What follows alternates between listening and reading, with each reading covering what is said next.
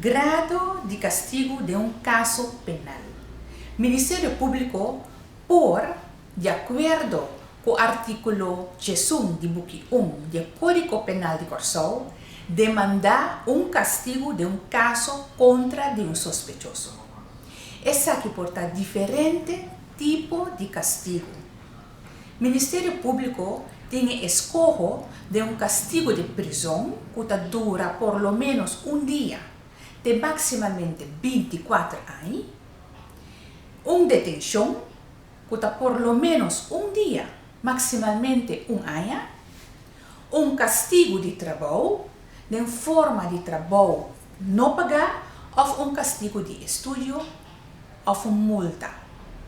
Como castigo adicional, Ministerio Público por demandar destitución de cierto derecho y confiscación de 100 y otros bienes. Ministerio Público escoge finalmente para demandar una absolución.